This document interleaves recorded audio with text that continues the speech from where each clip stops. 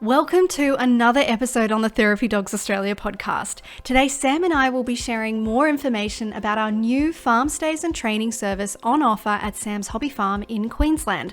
This is specifically offered for our therapy dog community. There'll be some uncontrolled laughing and training stories included in this, so we hope you enjoy it. Hello, everybody. Welcome back to an episode with Therapy Dogs Australia, the podcast. We've got Sam here. Hello, everybody. And myself, Max.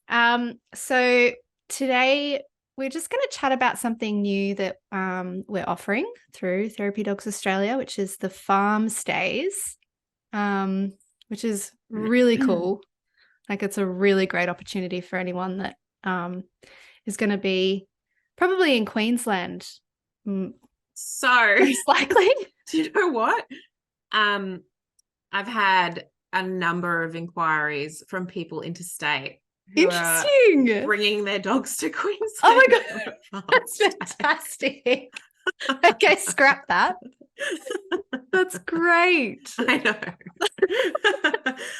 I thought that too, and I've said back to them, I'm like, you know that I'm in Queensland, and they're like, yeah, I'm gonna bring my dog to Queensland, and I'm like, okay, for sure. I think that's amazing. For some people, it's a like they're so committed, you know, to their dogs, and they should be, but they're people have friends and family, and you know, we're in Queensland, so it's a beautiful place to visit anyway. So I do have people booked who are coming from Victoria and New South Wales. So that's a bit exciting. That's very exciting. It is, yes. And so I guess, you know, people are matching up their holidays and their dogs having a little holiday as well. So that is a pretty cute. The dog's flying up for a holiday in Queensland. Well, the thing about this country is it's fairly easy to drive around it. So yeah. Think, so they're driving, are they? I don't know. Yeah. Some will be road driving, trip. some will be flying, I suppose. Yeah. Yeah. So the farm stay is something that I've been meaning to do and have been doing unofficially. So I do it with my staff, their dogs, especially if they get a new dog. And we, you know, want to get them off to a great start. They'll come and spend some time with me here. And I've also taken our students' dogs as well. I've taken a couple of our students' dogs in a less official sort of capacity, just to really get them either back on track. So there's been some problem-solving dogs back on track, or it's a real confidence-building sort of socialization opportunity for the puppy dogs. So the reason that I guess it's just getting organized, but I've done that now and it's on the website. So I have been mucking around on the back end of the website, and I think everything on there is working well. So you'll be able to see on there all of the details. So if you go to our courses, go to the website, press on the drop down box on courses, it's the farm stay and train page. All the information should be on there. So but feel free to email me if you would like more information. But basically, so I live in Upper Caboolture in Queensland, which is about 10 minutes away from Morayfield, if anyone knows the area. And I live on 10 acres, a little hobby farm here. And most of you probably already know, but I've got horses here. And I've also got chickens and my 3 dogs and my cat, Bobby, who is a bit of a menace, but he's the food stealer. He's the food stealer. So, it's a nice environment, and it's suitable for dogs who are either young dogs and we're confidence building. So if you look on the website, there's 2 different pricing structures. The reason for that is because your dogs that are here that are already good dogs, and they're sort of just chilling, and they're coming either for a holiday. They're either coming up just for a holiday, or, you know, they're coming up. It's open to our students. So all of our dogs are speaking the same language. And so if you want to send your dog for a little holiday and they can brush up on some of their training skills, and we're doing a lot of confidence building, socialization stuff here as well. So my dogs are very well socialized, and I work my dogs with client dogs very regularly to assist those dogs with even development of their social skills and things like that. But also, rehab for dogs that have dog aggressive tendencies, reactivity, whatever it might be. So my dogs are used to all that stuff. So, and they're very, very helpful in those situations. So if you've got a dog that's an already good dog, who's here not for problem solving, they're just here for, you know, brushing up on their skills or having a holiday with someone who knows how to communicate with them the same way you do, and then spending, you know, a lot of their time playing and running around and being socialized to horses and chickens and things like that, then jump on the website and have a look at the dates. The calendar is on there. You can check that out. There's dates on there that are booked, but if you would like those dates, just send me an email. I'll keep a little wait list as well, because anything can happen. We have, you know, situations where dogs get sick or they get conjunctivitis or something that's contagious or whatever, and they can't do their little farm holiday. So reach out if any of those dates are already booked. Just let me know. Or the other thing is, so I've popped the dates that I've popped on there are weekends that I'm not already booked doing something else, but I didn't put every single free weekend that I have on there, because I do also have a social life and do things. Not allowed to have that. What are you talking about? So unless you want your dog coming camping with me, I think some people are going to be putting their hands up going, that sounds great. And that's, if you want me to take your dog to Brumby camp, just let me know. So, you know, that's fine. You can take your dog camping. I'm in a rooftop now, though, on the car. So, Nala sleeps in the rooftop because she's small enough I can carry her up the ladder. But no one else can go up the ladder. They can't be carried up there, so they have to sleep in the back of the car. I'm sure they love it regardless. Yeah, they're fine.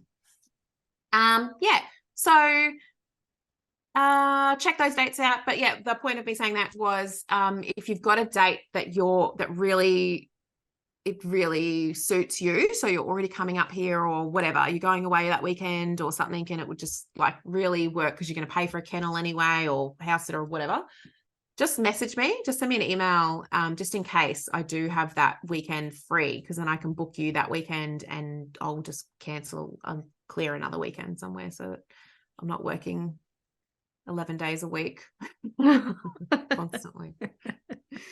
So very exciting. Now, the problem-solving dogs are the ones that are coming with quite a few issues. So dogs that have got issues that you need problem solved, those dogs cost more money.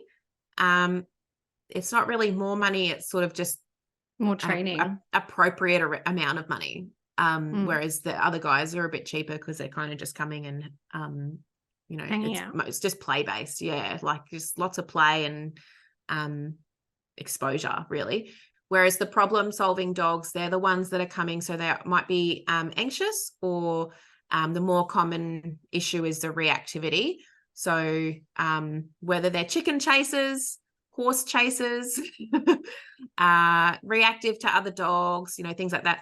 Those dogs that come, they need a lot more time. They need me to spend a lot more time with them, and they also need a lot more management. So that includes managing my dogs so that they're not in danger, but also managing the other animals that we have on the farm so that there's no opportunities.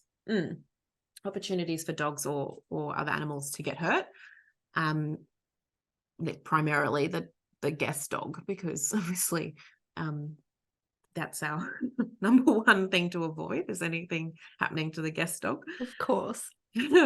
So so those dogs are going to cost a bit more, and then you also need to be a bit more organized with your drop off and your pickup. So those dogs need, particularly reactive dogs. Anxious dogs are all right.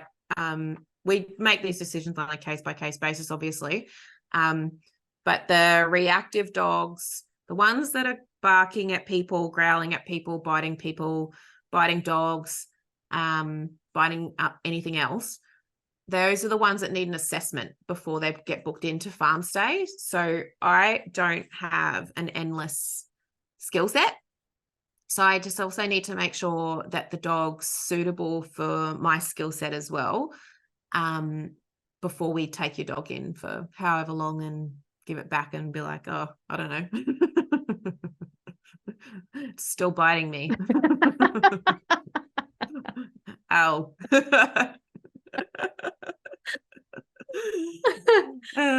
So I think people that have reactive dogs are pretty you guys are usually pretty clued in on your dogs. You know them pretty well. So yeah, I think we can make those calls from having an initial assessment and a meeting with the dog, just to make sure that it's gonna be a good fit and that I think I can help you.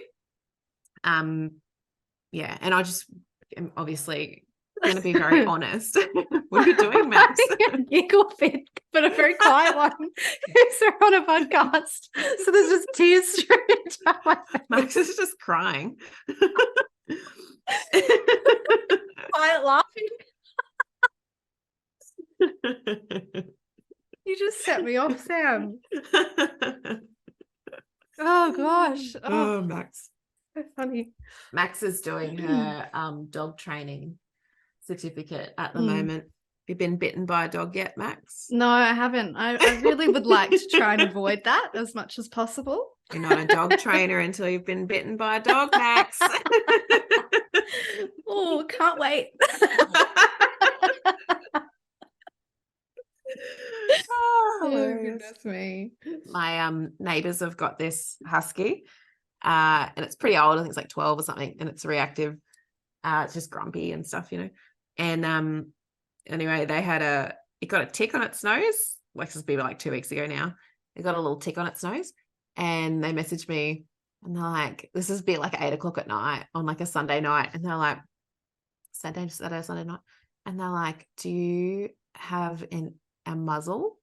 And Oh, I was like, yeah, I've got a whole pack of muzzles. Like, I've got muzzles in every size. And they're like, he's got a tick on his nose, and we've spent 2 hours trying to get it off, and he's like bitten them multiple times.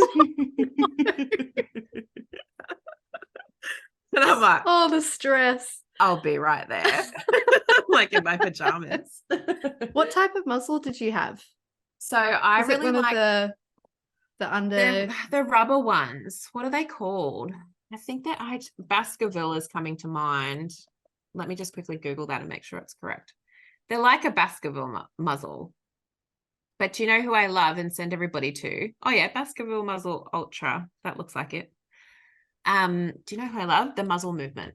Yes, I follow them on Instagram. Right? Yeah. So if you need a muzzle, I've put this in my info for bookings for farm stay. If you need a muzzle, go to the Muzzle Movement, because she makes them and they're beautiful. They're like all these beautiful colors, and they're really good quality muzzles. But I've got them like that, but they're the Baskerville ones. They're just the normal black ones.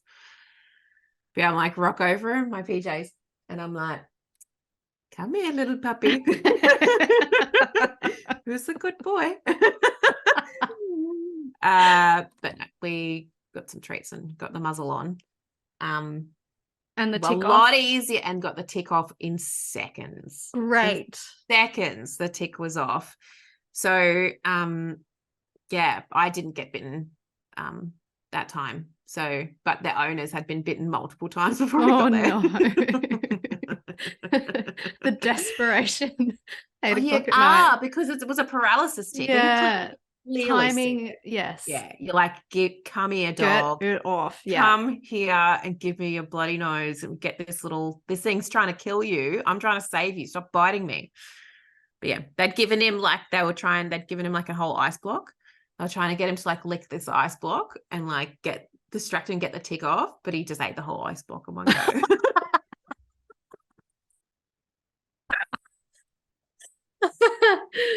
Oh goodness. They're new neighbors. They're pretty great.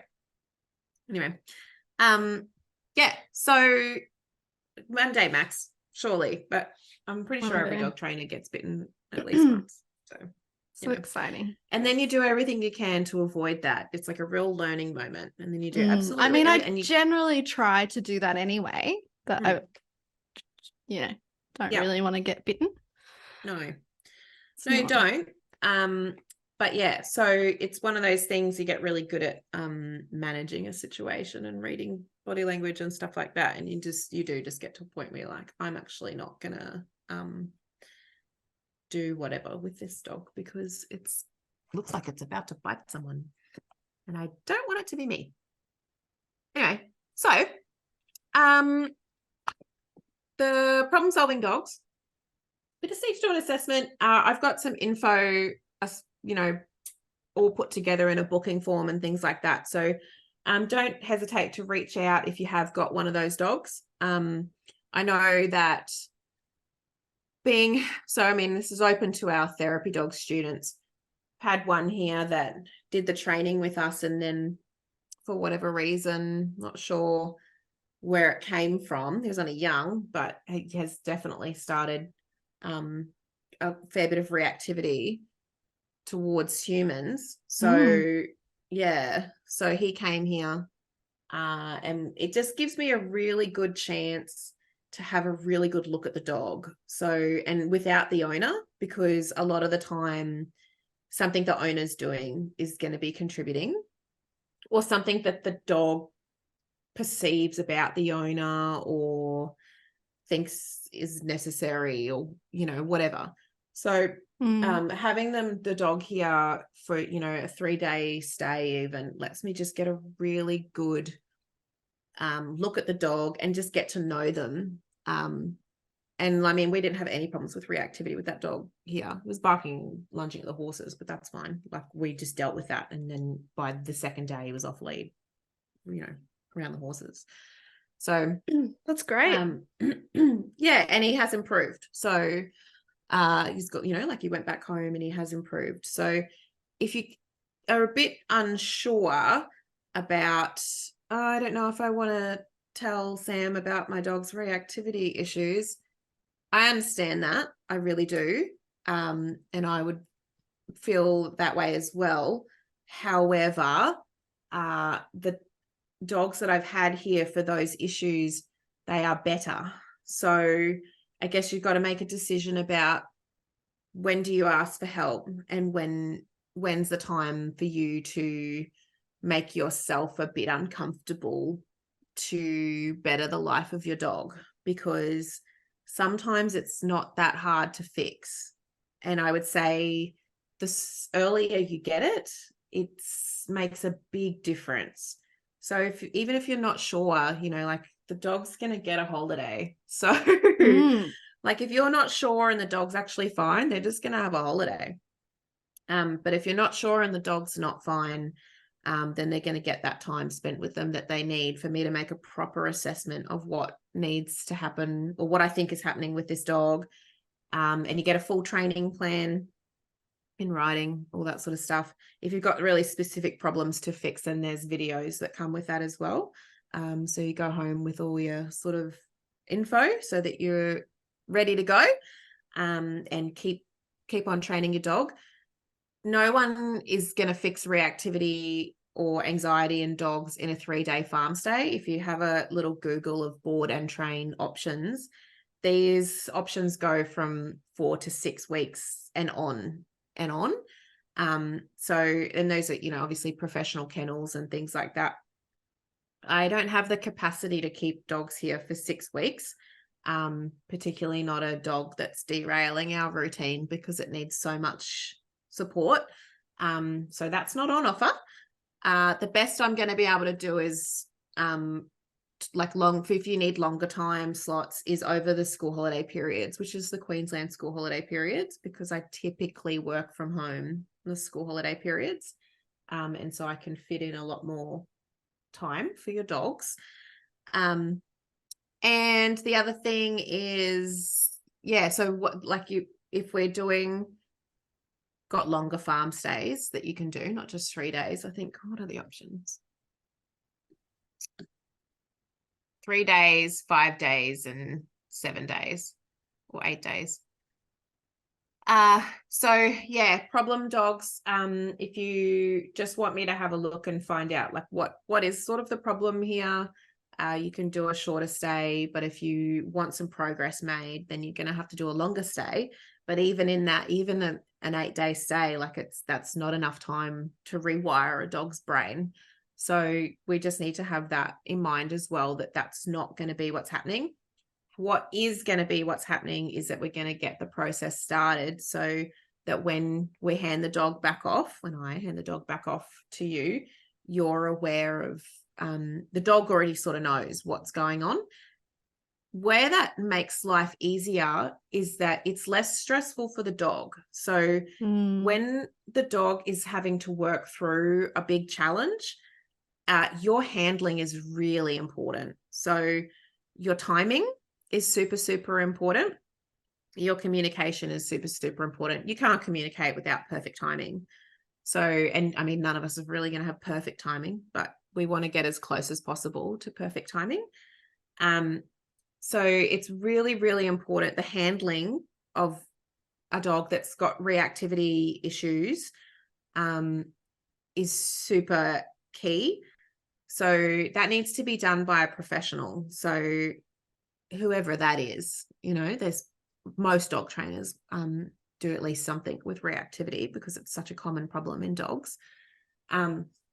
But yeah, that needs to be handled. So if you've got budding reactivity issues and you're not sure what to do and you don't really want to tell me about it just yet, make sure you do get a professional dog trainer in, because if you keep trying to manage it on your own, you're probably making it worse accidentally, because it is very challenging to get it right.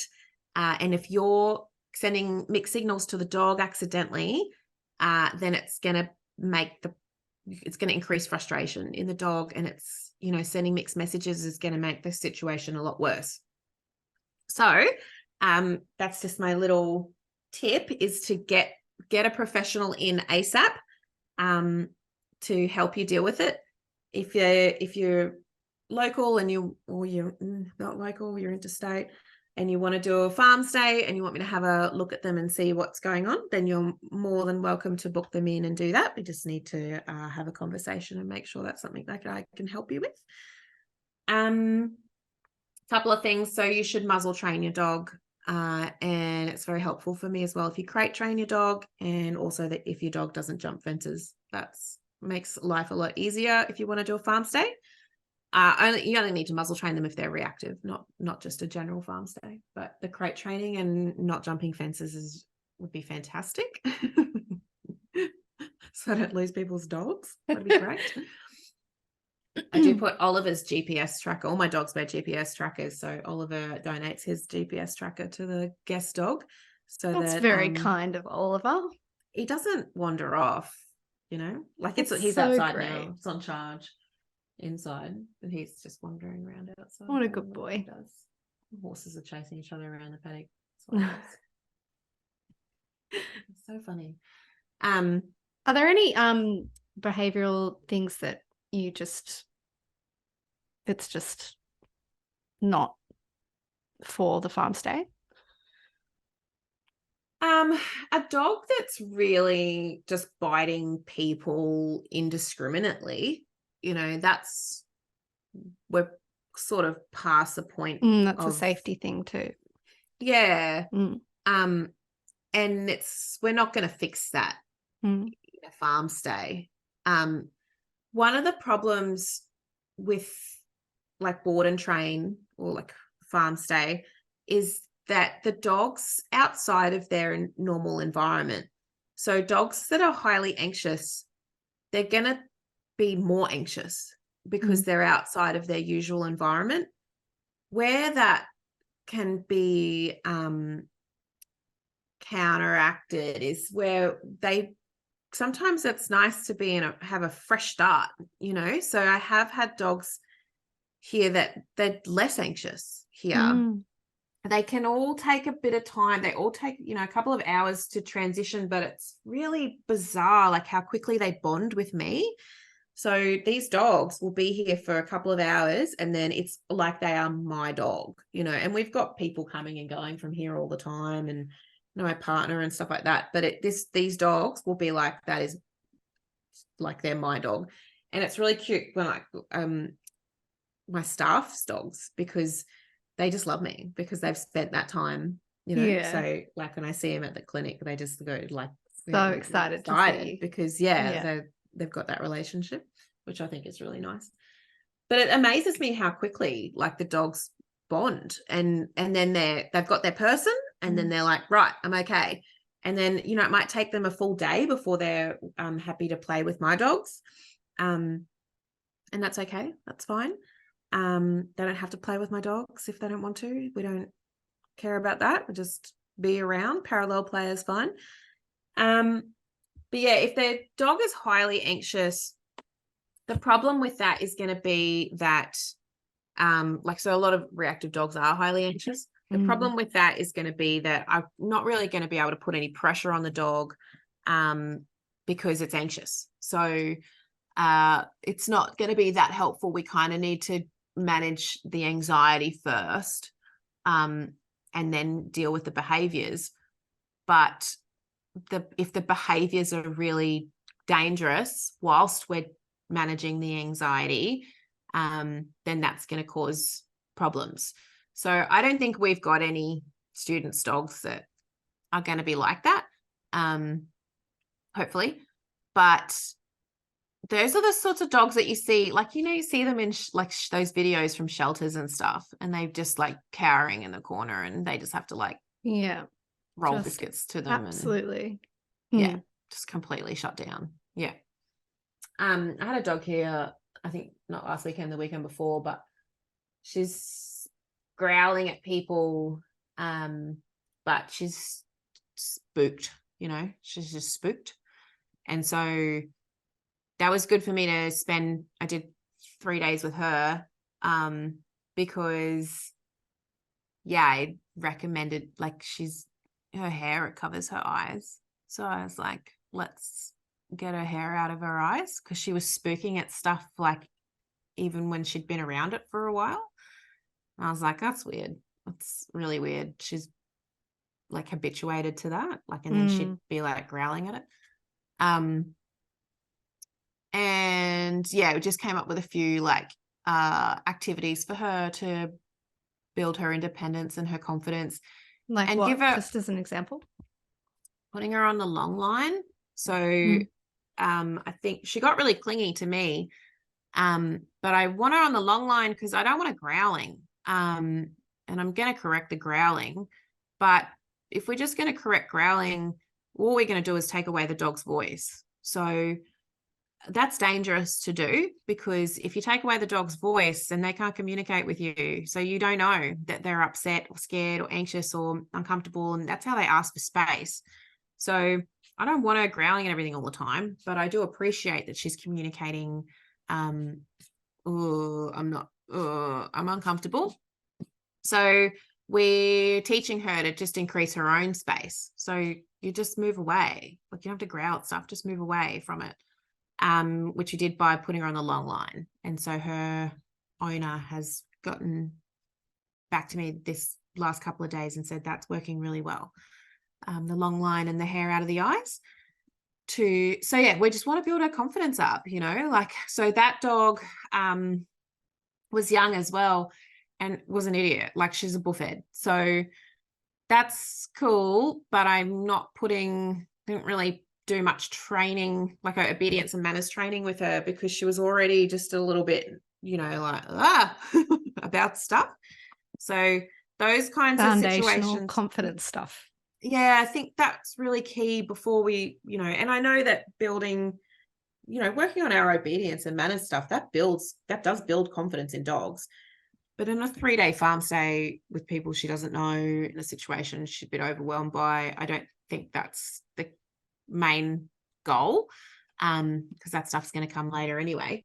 But she, we just want to really build her confidence up, and then we can continue to guide her from there. But that's an example of like, well, there's a limitation here on how much we can achieve in this farm stay because she's growling at stuff that she's been sitting around for an hour. So we need to work on that first, Yeah. It's a real problem. And I know that growling, it's got its purpose. And for a pet dog, I would be like, okay, so the dog's growling, it's communicating, but we can't have therapy dogs growling at people. No, it can just be too You can't have that. interpreted in, We absolutely cannot have too many therapy ways. Dogs growling at people. Absolutely not. And to that point, we don't want therapy dogs uncomfortable. Yeah, uncomfortable around people. So 2 problems. First one is she's easily offended. The second one is she's using growling to communicate that. So we need to fix those 2 things. So we need to have her be less easily offended. So then we need to increase her confidence and independence and all those sorts of things, and her resilience.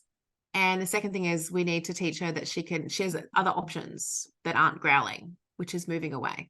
So we just needed to give her an opportunity to have space to move away, But yeah, it's tricky business. So, and there's a fair bit of, like, if you've got dogs like that, there's a fair bit that goes into the handling. So it's easier for me to figure it out over a farm stay, but then I've got to put that into a training plan and communicate that to the handler so that, and the handler's not going to have as much knowledge to be able to deal with it at home as someone that has worked with hundreds of dogs. So there's always going to be that limitation there too, that it's, it's going to look a little bit different when people go home and try and do things at home.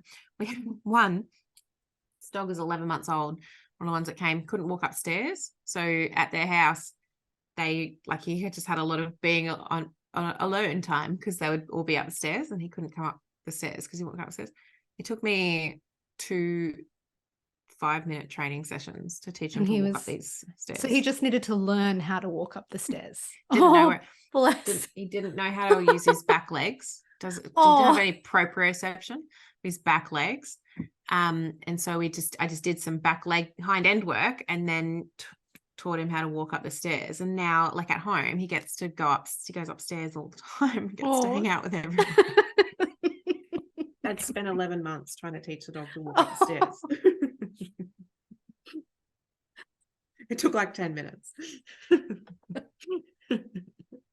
So that's really good for him and the family. It's great. It's great. It's really good.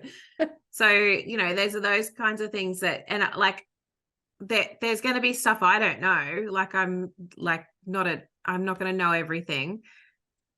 But that's like, with my horses, like I've got horse trainers. So, there's a lot more things I don't know about horses, and then my horse trainers will just be like, oh, just do this. And then it's just like, oh, okay. Well, that's because they've worked with hundreds of horses, So that's the idea of speaking to an expert. Like, don't sit around going, oh my God, this situation's totally out of control.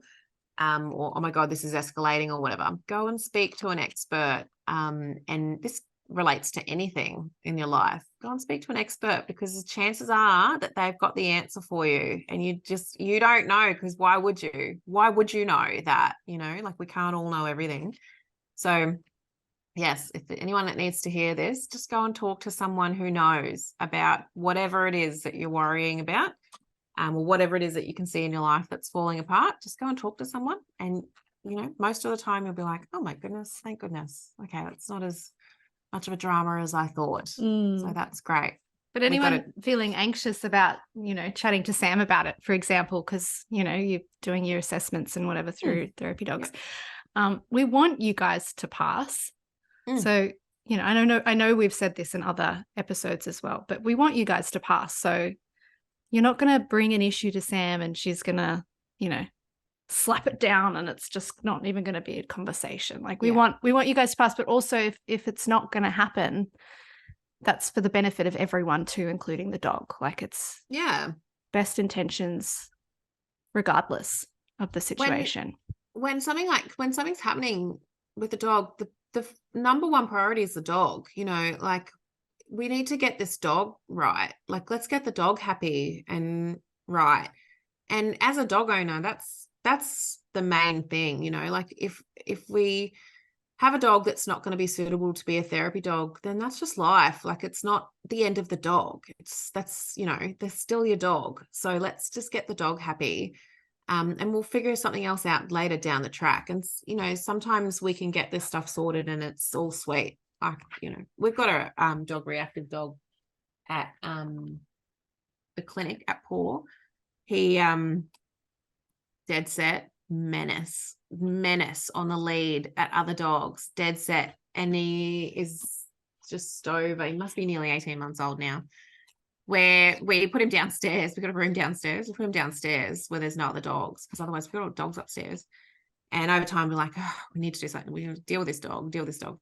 And I had him here for a couple of hours. He hasn't done a farm stay yet, but we working with Oliver and my dog, and okay, sort this dog. Okay, so he's all carry on, you know, like he's just bark, but he's he's just scared, you know, like typical reactivity, like he's just freaking out because Oliver went back at him and was like, don't bark at me, and the dog shit itself.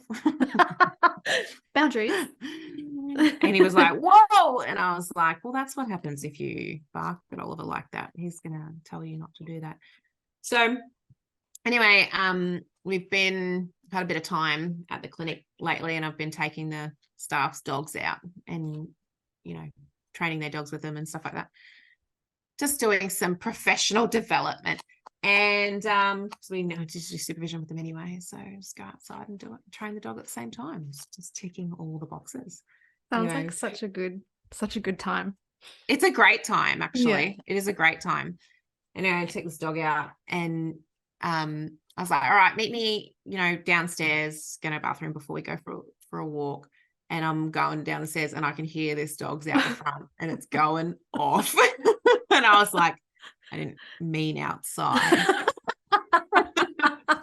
Dog's so reactive. It's just a little border collie. Oh, and I'm like, oh God. And then we're all going out for this little walk. And I'm like, okay, give me the dog. And he's going off. He's going off at this. We've got a dog groomers downstairs, going off at the dogs. And then these people are walking past with their little fluffy dogs. And I've got the dog by this stage, and I've just removed him a bit and just hanging on to him because he's already way over threshold. He's barking on like an idiot. And this old lady's like, oh, vicious dog, as she walks past. And I was like, oh, you hear like owners of reactive dogs complain about that all the time, where they're like, you can't take your dog anywhere because people just say shit to you. Yeah, people like, I'm always really judgy about it. Yeah, I've never had that. Like, I don't have a reactive dog, so I've never had that before. But I was like, what a bitch. Like, I was like, okay, lady. To be fair, the dog was going absolutely stupid, but he's only little and he's pretty cute, so you know, whatever. He was under control by me, like he wasn't going to get your dog. But I was like, oh man, but it made me understand as well, like there is another layer to this, like because I don't care, I'm not offended by that because it's not my dog, so I'm like, whatever, you know, like whatever, lady. But the owner of the dog, that oh, it's devastating. It impacts them, like it really gets them. And I know that's so what's happened with this dog is that he's been getting worse because she doesn't want to take him out. So because of that sort of shit, you know, like, which I understand, like I get it from the old lady's point of view as well, like, you know, but I also get it from the reactive dog owner, like, yeah, so this is going to get worse because now we don't want to take the dog anywhere or do anything with the dog. And that's why we've started spending a bit more time with them now. And the owners are stressed too, and the dog picks up on that. Exactly. Exactly, Max, is the point, because I was like, right, I'm walking this dog. And, we've got got a pocket full of treats, and, I'm just going to correct this dog for barking. It took one correction, and he did not bark at another dog on that walk. Did not bark at another dog. Wow, that's No. great. We went and found dogs down in Redcliffe. I'm like, let's seek them out. User on dog lookout as soon as we see a dog. And I'm talking the owner through, we're looking for dogs. So I'm talking her through, like, when I see the dog, this is how I'm going to set myself up. And, we're going to do this with the food, and we're going to do this with the lead, and blah, blah, blah. And I think even just that element, like the next dog, because I was like, absolutely not, because he lunges and has just got a leash correction. Absolutely not. And he instantly just stopped doing it. And I was like, that was easy. So then we're walking around, but I was explaining to the owner, so our mindset right now is very different to when you normally bring him out here and you're thinking, oh shit, I hope we don't see a dog. I hope we don't see a dog. I hope we don't see a dog. Oh my God, there's a dog. Oh no, oh no, no, no, no. He's a really sensitive dog, so he's picking up on all of that. He's a therapy dog, He's a great little therapy dog. And he's a big sook, and he's cuddly, and he's a border collie, so he's very in tune, like he's very sensitive. And so we're walking around on a bear hunt. I'm like, get me a dog. Let's get some dogs. Where are the dogs? Where are the dogs? Like, and then I'm finding dogs and like walking, following after him, and I'm waiting, and he's just walking. And I'm like, speaking to Anna, I'm like, is he all right with these types of dogs? And she's like, no. And I'm like, oh, I find another dog. Like, must have been like 5 dogs that we found. Sweet. All good. But you think about like the confidence that puts in the handler, but it's a challenging moment as well, because it's like, oh, he's not doing it for you. No, it's not that he's not doing it for me. It's that he's not doing it because he's being handled correctly when he does do it. That's what it is. But also the fact that I don't give a shit if Soul Lady tells me the dog's vicious. Like, it's like, it's not my dog. I don't care. So I'm, and whereas that would have been the type of thing that would instantly set off a reactive dog's owner, and then the rest of the walk, like, it's so hard then you got to co-regulate that dog. So how are you doing that when people are making you feel, and you're so stressed the whole time, because it's not just that the dog's stressed and barking and upset and difficult to handle, but the social pressure that comes with it as well. It's isolating. Total sense. Yeah. So then we took the dog out again, must have been the next week. And I prepared the owner, this is what we're doing, went and found a dog and made sure it was going to be all right. Sweet. All good.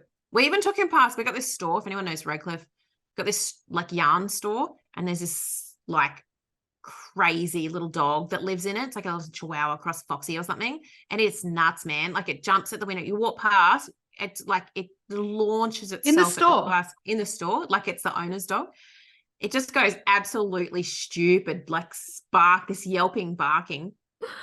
And it's just all right with people if you walk another dog past, like this dog just slams. You just hear bang on the window. And I'm like, every time, I know it's there, but every gives time you a fright every time. Yeah, like, because it startles you. And at the end of this first walk that we did with this reactive dog, I was like, let's go get that dog. Let's go get that. I'm like, there's not enough dog. We haven't seen enough dogs. Let's go get that, because this thing's gonna bark at it, right? So this thing, I'll go around, I'm like talking to the dog, making sure he understands, we're working. And this thing comes flying out the window, smack. And my dog goes launch like that. And I just, leash correction, no. And he just stopped. And this little dog just went to town. Like, it was just going absolutely stupid at this window. The shop lady. Why are you I've got my 2 provisional sykes with me. And the shop lady comes, she's not impressed. She is not impressed. She picks up the dog, gives me this filthy look. I'm like, hi, it's us from down the road. Just looking at the yarn.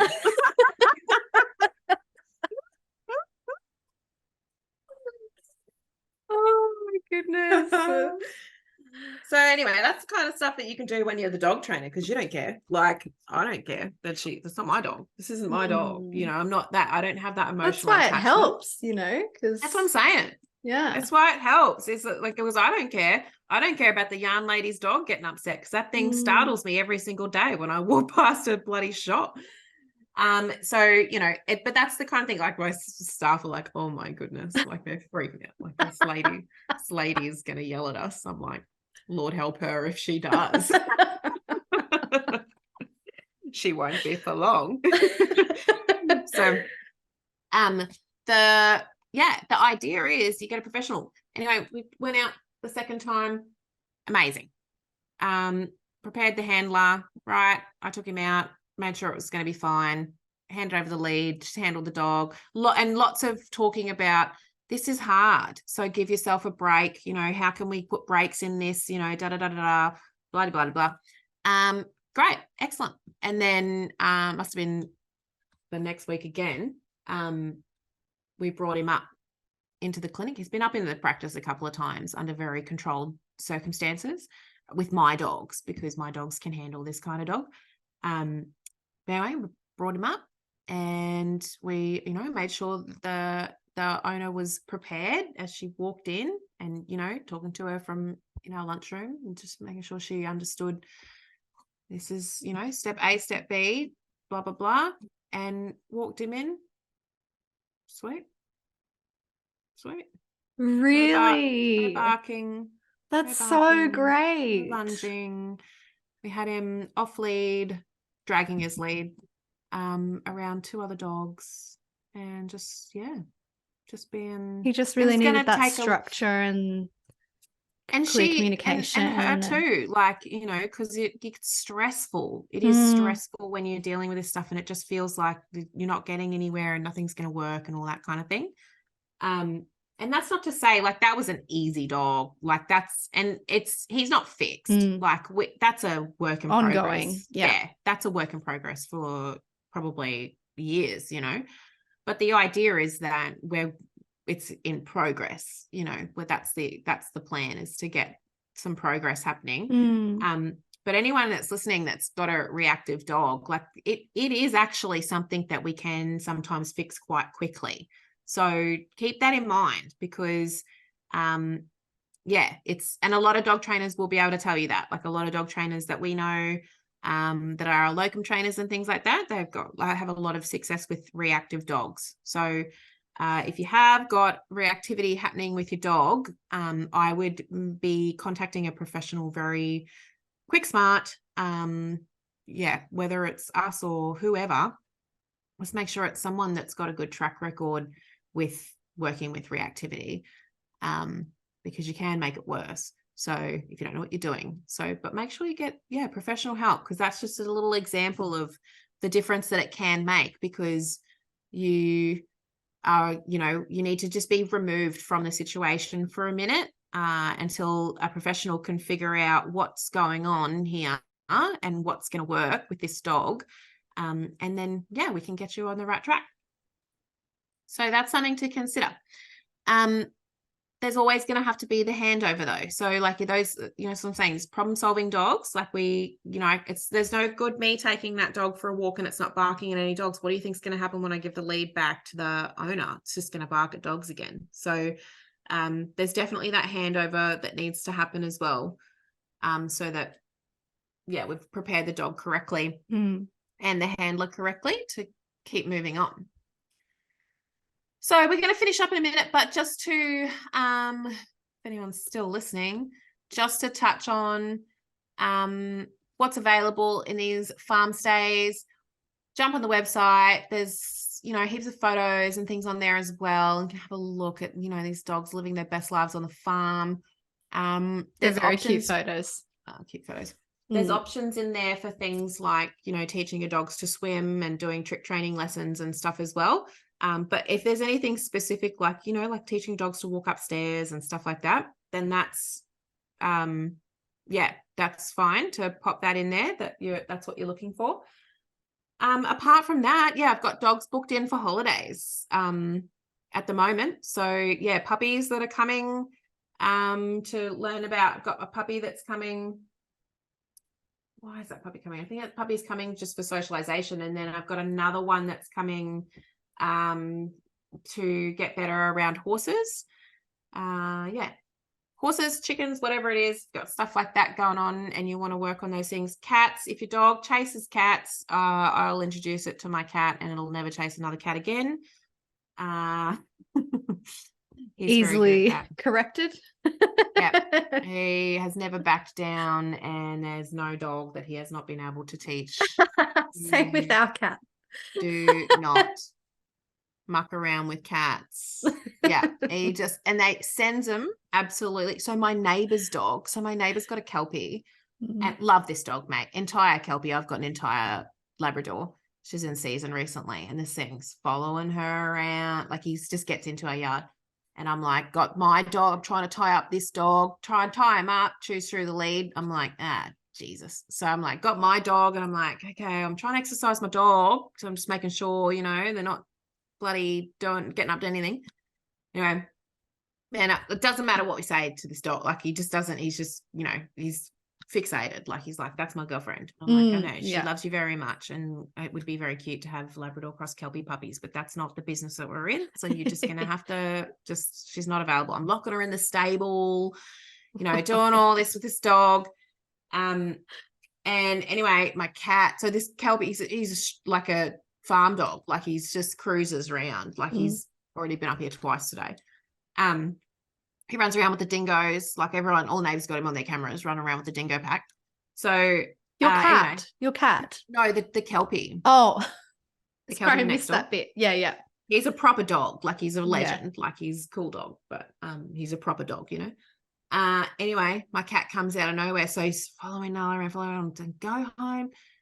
Cat comes out of nowhere, dusts him up, just dusted him. This Kelpie is screaming. I'm like, what the was that? What just happened?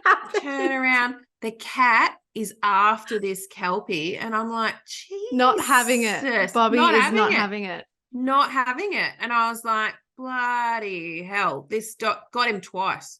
He seemed screaming, running away. Like, I've never heard. Has he come back since then? He's a tough dog. He has. But I was like, thank God, Bobby, because I'm sick of, like, I've got Nala with me. Gotta have some boundaries.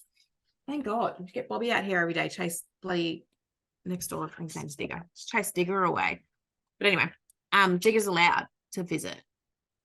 When she's like, so he visits every day, but I don't care as long as Nala's not in season. When she's in season, I just have to keep a very close eye on John nuts. But anyway, just make my life more difficult. But anyway, yeah. So if anyone needs their dog dusted up by a cat, let me know. Hit me up. Bobby is available. He is available. He's getting old, but he's still got it. He involved himself in that Kelpie situation. He just came out of nowhere into the yard. He's like, right, I'm going to sort this out. I was like, oh my God, this cat's out of control. Yeah, so that's it. So we've already had there's not a heap of dates. I'm not putting next year's dates on there as just yet. So if you've got, so a couple of people have emailed me about January. So feel free to do that. Let me know what you're trying to achieve with your dog and what kind of stay you want, and I'll organize something for you. It's been fun getting back into this face-to-face dog training stuff because, for a long time we haven't been able to do, like, we used to do our courses face-to-face all the time. I have my hands on dogs all the time. But we don't get to do that anymore. It's much more reduced, our face-to-face hands-on stuff. So it's been nice getting back into that. Spending a bit more time on that than what we have been. So yeah, hit us up, send us an email. All the info's on the website, prices are on the website, dates are on the website. Yeah, that's all you need to know about Farmstay. Cool. Thanks, Sam. No worries. Thanks for listening to the podcast. If you're interested in studying with Therapy Dogs Australia, or you have a few more questions before deciding, please get in touch with us by emailing courses@therapydog.com.au or visiting our website at www.therapydog.com.au for more information and FAQs.